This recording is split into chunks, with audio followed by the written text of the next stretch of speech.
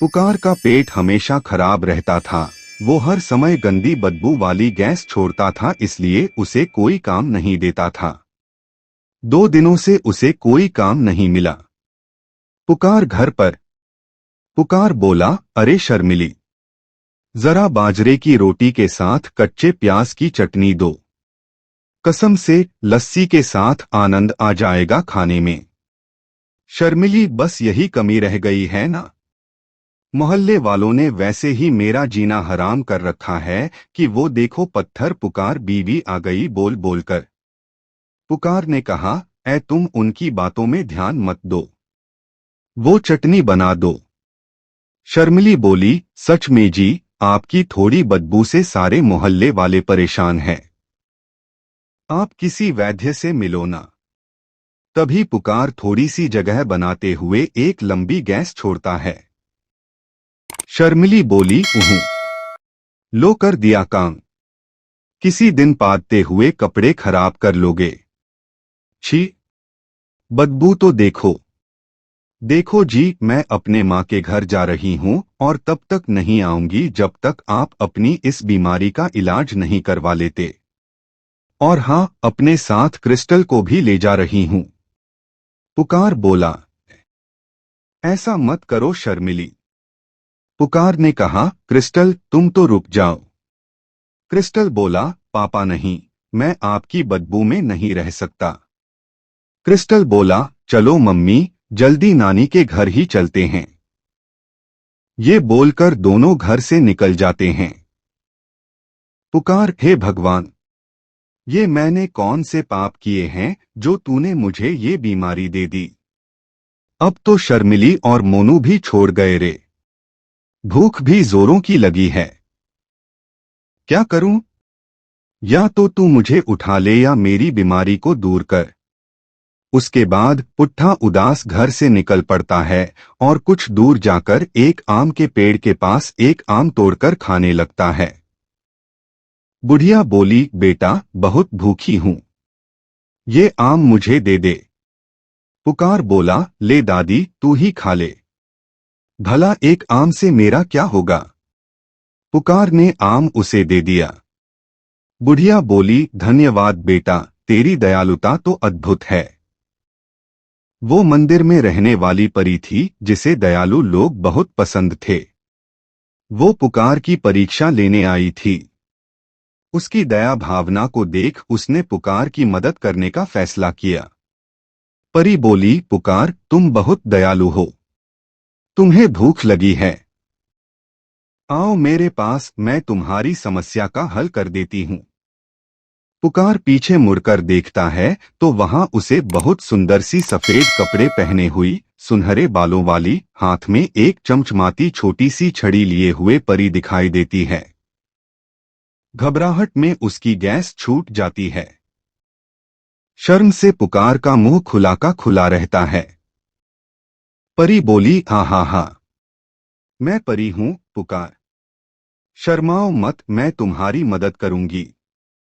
पुकार ने कहा, आप मेरे साथ मजाक कर रही हैं? भला कोई परी मुझ जैसे बदबू फैलाने वाली की मदद क्यों करेगी? सब मुझसे नफरत करते हैं, मेरा मजाक उड़ाते हैं। बच्चे तो मुझे पदौड़ा भी कहते हैं। परी बोली, पुट्ठा, मुझे तुम्हारी बदबू से कोई फर्क नहीं पड़ता। मैं तुम्हारी बदबू को ही तुम्हारे लिए जीने का मकसद बना दूंगी बच्चे।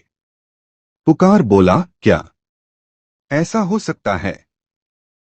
ये बीमारी मेरे लिए कोई भला काम भी कर सकती है क्या? परी बोली, हाँ हाँ हाँ, नादान, तुम बहुत मासूम हो। तुमने मुझे भूखे होने पर भी ये आम दे दिया।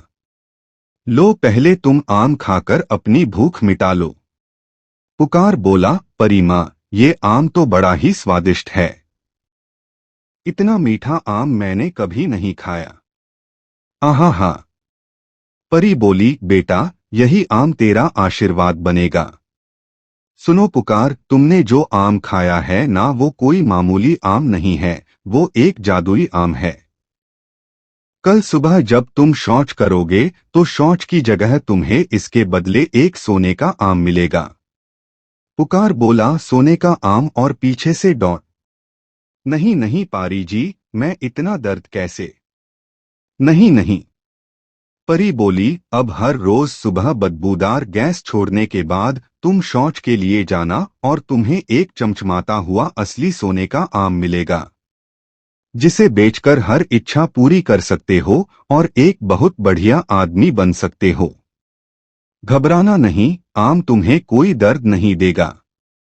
पुकार ने कहा क्या आप सच कह रही हैं? ऐसा ही होगा ना। पुकार की गैस फिर छूट जाती है। इस बार परी भी नाक बंद कर लेती है। पुकार बोला हे राम हे राम, ये गैस देखिए, आपने भी नाक बंद कर ही ली। परी बोली नहीं पगले, मैं तो इसकी आवाज से घबरा गई। पुकार बोला परी माँ, परी माँ कुछ करिए, मेरी इस बीमारी से सब परेशान होकर मुझे ना पदौड़ा पदौड़ा बुलाते हैं। मेरी शर्मीली। परी बोली शर्मीली, तुम्हारी पत्नी भी तुम्हारी शान और शौकत देखकर वापस आ जाएगी। चिंता मत करो। इस आम को बेचकर जो भी पैसे मिलेंगे ना, उन पैसों के तुम दो हिस्से करना, एक हिस्सा खुद पर खर्च करना और दूसरा हिस्सा तुम दूसरों की मदद करने के लिए खर्च करना, वरना जादू खत्म हो जाएगा। पुकार जोर से हंसता है और गैस फिर निकल जाती है। पुकार घबराकर अपनी ही नाक बंद कर लेता है और शर्म से पानी पानी हो जाता है। हंसती हुई परी गायब हो जाती है। पुकार बहुत खुश था, लेकिन उसे परी की बातों पर विश्वास नहीं हो रहा था। फिर वो सोचने लगा, पुकार सोने का आम जो है कैसा दिखता होगा, वो छोटा होगा या बड़ा? शौच से निकले आम को कौन खरीदेगा भला? इन बातों को सोचते सोचते उसकी आंख लग गई और वो सो गया। सुबह जब उसकी आंख खुली तो खुद से बोला, पुकार बोला चल भाई पुकार, अब समय आ गया है यह देखने का कि परी ने जो कहा था वह सपना था या सच। लगता है सोने का आम बाहर आ गया है। देखूं जरा। पुकार हैरान हो जाता है। वहां पर एक सोने का बड़ा सा आम पड़ा था। उसकी खुशी का कोई ठिकाना नहीं रहा। वो नाचने लगा। पुकार कमाल है, भगवान परी ने भी मेरी मदद करने के लिए क्या रास्ता ढूंढा है। अगर मुझे सोने का आम देना ही था तो कोई और रास्ता ढूंढ लेती। पर ठीक है, ठीक है। मुझे तो अपनी गैस से प्यार हो गया है। अब जब ये आएगी सोना लाएगी, सोना ही सोना होगा। पुकार उस आम को शहर में बेचने निकल गया। रास्ते में उसका दोस्त कनुआ नाई मिला। कनुआ बोला अरे पादो भाई, कहाँ जा रहे हो इतना मटक मटक कर? पुकार बोला शहर जा रहा हूं। ये देखो सोने का आम बेचने। कनुआ बोला अरे, अब तो भाभी जी और मोनू घर पर है नहीं, तो मोनू के खिलौने बेचना शुरू कर दिए हो का? पुकार अबे जाकर लोगों की हजामत बना दिमाग खा रहा है। कनुआ बोला अबे पदौड़े कर दिया अपना काम, नाक सड़ गई भैया, जा भाई जा जहां जा रहा था। छी छी छी छी। पुकार आया मजा? थोड़ा सा और सूंघता जा। ले ले सूंघ ले। कभी कभी ऐसे लोगों के लिए तो ये बढ़िया हथियार है मेरे पास। सुनार की दुकान पर पहुंचकर पुकार सेठ जी, मेरे पास कुछ सामान है जो मैं बेचना चाहता हूं। सुनार बोला ठीक है दिखाओ क्या बेचना है। पुकार बोला ये सोने का आम। सुनार बोला सोने का आम? अरे भाई, ये तो काले सोने का है। कहां से लेके आया, चोरी ओरी की है क्या? पुकार बोला ये क्या कह रहा है, मैं क्या चोर लगता हूं? ये आम मेरा है, अपना खुद का बनाया हुआ। वो गैस छोड़ता है। सुनार बोला छी छी छी, इतनी गंदी बदबू। पुकार कुछ भी कहो पर मेरी गैस के बारे में कुछ ना कहना। ये मेरी माई बाप है। सुनार बोला, गैस माए बाप है। अरे भले आदमी, दिमाग तो ठीक है। तुम्हें देखकर तो नहीं लगता कि ये सोने काम तुम्हारा होगा। पर मुझे क्या? सेठ ने सोने के आम की जांच की। वह असली सोने का निकला। उसने पुकार को उस आम की अच्छी कीमत दी। पुकार, धन्यवाद सेठ जी, रोज एक आम निकलता है, सब आपको ही दूंगा। सुनार बोला, निकलता है? क्या कोई खान है क्या? पुकार बोला, हाँ हाँ, खान ही समझो। अपनी खान साथ ही चलती है। सुनार बोला, अपनी है तो मजदूर लगवा के एक बार में ही सारा सोना क्यों नहीं निकाल लेते? पुकार बोला, अरे बाप रे, क्या कह दिया? दर्द ही उठ गया अंदर तक, चलता हूं कल आऊंगा। दुकानदार उसे हैरानी से देखने लगा। पुकार ने सोचा। पुकार बोला, पहले खुद के लिए कुछ नए कपड़े ले लेता हूं, नहीं तो लोग मुझे ऐसे ही भिखारी समझेंगे। मुझे तो आगे भी आम को बेचने शहर आना ही होगा। वो कपड़ों की बड़ी सी दुकान। दुकानदार बोला, ए भिखारी ए, चल बाहर निकल। कहाँ दुकान के अंदर चला रहा है? चल। पुकार बोला, ढंग से बात करो, मैं कोई भिखारी नहीं हूं। मैं यहाँ कपड़े खरीदने आया हूँ। दुकानदार बोला, है तुम्हारे पास कपड़े खरीदने के लिए पैसे भी हैं? अपनी औकात के हिसाब से दुकान में आओ, चलो। दुकानदार बोला, अरे ओ रामू श्यामू ए, इस भिखारी को उठाकर बाहर फेंक दो। न जाने कहां कहां से चले आते हैं। भिखारी कहीं के, चल। पुकार कुछ कहता, उसके पहले ही वो दुकान के बाहर फेंका जा चुका था। तभी वहां एक कुत्ता आया और उसने टांग उठाकर पुकार के ऊपर सूसू कर दिया। पुकार बोला, चल कुत्ते, आज तेरा दिन है, कल मेरा भी आएगा। वो एक दूसरी छोटी दुकान में गया और वहां से अपने लिए कुछ कपड़े, जूते, बहुत सारा खाने पीने का सामान लिया और गांव वापस चला गया। दूसरे दिन पुकार को फिर से एक सोने का आम मिला और परी के कहे अनुसार गांव में वो गरीबों की मदद करने निकल पड़ा। पुकार बोला, काका कैसे हो काका? काका बोले, अरे पुकार, आगे जा भैया जा, वरना भैया तेरी बदबू से काम करना मुश्किल हो जाएगा। पुकार बोला, अरे सुनो काका, गैस वेस छोड़ो, अब तुम्हारे ये बैलों का जोड़ा पुराना हो गया है। तुम्हें अपने लिए जो है नए बैलों के जोड़े की जरूरत है। हाँ। काका बोले, अरे बेटा, हमारा तो 2 वक्त का गुजारा बड़ी मुश्किल से होता है। हम बैलों का नया जोड़ा कहाँ से लाएंगे भला बेटा? पुकार बोला, मैं आपको जो है बैलों का नया जोड़ा दूंगा और आपके घर की छत भी ठीक करवाऊंगा। काका बोले, हाँ हाँ हाँ, जो खुद दूसरों से मांग कर खाता है वो मेरे लिए बैलों का नया जोड़ा लेगा भैया। पुकार ने तुरंत गरीब किसान के लिए नए बैलों का जोड़ा खरीदा और उसने घर को ठीक करवाया। किसान ने पुकार को बहुत सारा आशीर्वाद दिया। काका बोले, तुम तो हमारे राजा से भी अच्छे हो। उसे आज तक हम गरीबों पर दया नहीं आई, बताओ। पुकार बोला, अरे काका, ये क्या कह रहे हो? कहाँ राजा कहाँ मैं? काका बोले, सच कहता हूं, तुम्हें राजा बना देना चाहिए राजा। तभी पुकार गंदी गैस छोड़ता है। काका बोले, मैं तुमसे एक बात कहता हूं बेटा, तुम किसी डॉक्टर से जो है अपनी दवा करो और तुम्हारे पेट में जो है कुछ गड़बड़ लगती है। पुकार को खुद के लिए राजा शब्द सुनकर बड़ा ही अच्छा महसूस हो रहा था। सोने के आम बेचकर उसने काफी पैसा इकट्ठा कर लिया और खुद को राजा ही समझने लगा। पुकार बोला, किसान ने सही तो कहा, मुझे राजा होना चाहिए क्योंकि मैं सबकी मदद करता हूं और मेरे पास राजा से भी ज्यादा पैसे हैं। मुझे महल में रहना चाहिए। वो राज मिस्त्री के पास गया जो शाही महल बनाता था। पुकार बोला, मुझे जो है अपना घर तोड़कर महल बनवाना है। राज मिस्त्री बोला, महल?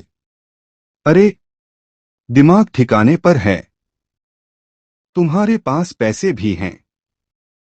पुकार ने कहा, हाँ, मेरे पास बहुत पैसे हैं। मैं अपने घर को बिल्कुल राज महल की तरह बनवाना चाहता हूँ।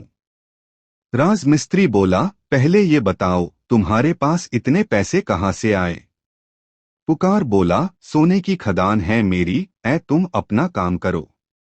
तुम्हें तुम्हारे काम के पैसे मिल जाएंगे, बाकी कुछ जानने की जरूरत नहीं है।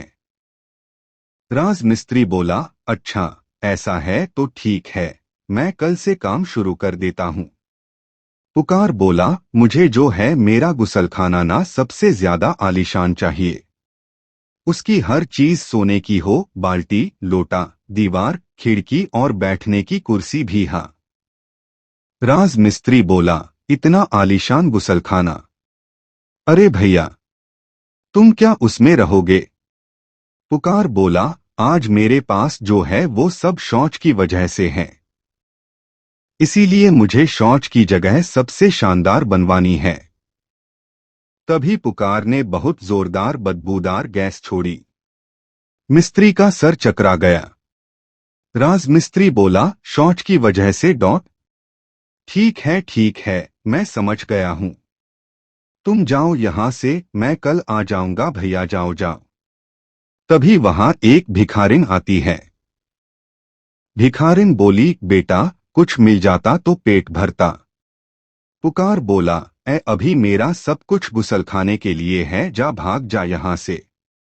आदमी बोला, पुकार भैया, बीज और खाद लाने थे, कुछ मदद हो जाती तो अच्छा था। पुकार बोला, हद हो गई है। दिखता नहीं है, मेरा घर बन रहा है। मेरे पास एक फूटी कौड़ी भी नहीं। इस तरह कुछ दिनों में पुकार का महल बनकर तो तैयार हो गया, पर पुकार राजा बनने के मोह में परी की चेतावनी भूल गया। राज मिस्त्री बोला, पुकार, जैसा तुमने कहा था वैसा तुम्हारा घर तैयार है। पुकार बोला, मुझे मेरा आलीशान गुसलखाना दिखाओ। तुम बड़े अजीब आदमी हो, गुसलखाने के ही पीछे पड़ गए। राज मिस्त्री ने कहा, तुम नहीं समझोगे मेरे जीवन में गुसलखाना कितना महत्वपूर्ण है। मिस्त्री अजीब निगाहों से पुकार को देखता हुआ, ठीक है, चलो। पुकार बोला, ये क्या? ये तो बहुत ही साधारण है। एक काम करो, इसे फिर से बनाओ। राज मिस्त्री बोला, मुझे लगता है तुम पागल हो गए हो। हम जिस काम के लिए यहाँ आते हैं वो काम करके जल्दी बाहर भागते हैं। तुम्हें तो गैस की बीमारी भी है, तुम्हें यहाँ क्या चाहिए? कुछ दिनों बाद मिस्री फिर आया। राज मिस्त्री बोला, बन गया तुम्हारा गुसलखाना पुट्ठा। आओ देख लो। पुकार बोला, हाँ, अब ठीक है। पर तुम एक काम करो, यहाँ जो है ना, यहाँ एक आराम कुर्सी लगवा दो। राज मिस्त्री बोला, आराम कुर्सी? पुकार ने फिर से एक बदबूदार गैस छोड़ी। राज मिस्त्री बोला, मैं समझ गया, मैं कुर्सी लगवा दूंगा। और वहां से भाग गया। गांव के लोग बड़े हैरान थे। इस भिखारी ने इतना शानदार महल कैसे बनवा लिया? और लोगों को पुकार के आलीशान गुसलखाने के बारे में भी पता चलने लगा। आदमी बोला, अरे भाई पुकार, अरे, सुना है तुम्हारा गुसलखाना राजा के गुसलखाने से भी ज्यादा आलीशान है। पुकार बोला, हाँ, बिल्कुल सही सुना है। आदमी बोला, क्या मैं देख सकता हूं? पुकार ने कहा, हाँ जरूर। आदमी बोला, ओह भाई, ओह भाई, तुमने अपने पूरे घर के बराबर तो इस गुसलखाने को बनवा रखा है। और इसमें इतनी आलीशान झूमर कौन लगवाता है भैया? भैया, तुमने तो इसे राज महल बना दिया भैया। पुकार बोला, हाँ, क्योंकि ये मेरे जीवन का एक बहुत ही जो है अहम हिस्सा है। आदमी बोला, अहम हिस्सा? आखिर तो यहाँ गंदगी ही निकालनी है भैया। पुकार बोला, वो तो तुम निकालते होंगे, यहाँ से मेरी रोजी रोटी चलती है भैया। आदमी बोला, तुम क्या सोने के अंडे देते हो क्या भैया? पुकार बोला, हाँ देता हूँ, यही समझ लो। आदमी हंसता हुआ वहां से चला गया। धीरे धीरे ये बात फैलती गई और पूरे राज्य में पुकार की चर्चा होने लगी। ये खबर राजा तक गई। राजा ने अपने मंत्री को पुकार का गुसलखाना देखने भेजा। मंत्री ने कहा, मैं राजा का खास मंत्री हूं। पुकार बोला, पधारिए मंत्री जी।